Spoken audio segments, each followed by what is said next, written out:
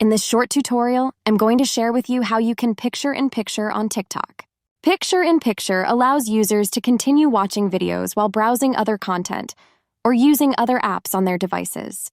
It enhances the user experience by providing multitasking capabilities, enabling users to stay engaged with TikTok content while performing other tasks. To do this, simply head into your TikTok.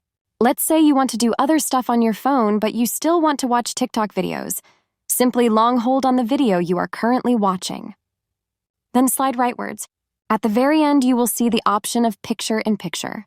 When turned on, you can now get to your home page and do other things on your phone while watching videos on TikTok. You can also get back and enable auto-scrolling of videos just on the video you are watching. Long hold to see, turn on auto-scroll. By doing this, you will be able to watch videos while they automatically scroll themselves while doing other activities on your phone. That's how easy it is to enable picture-in-picture on TikTok. If you have any questions, just let me know in the comments section down below.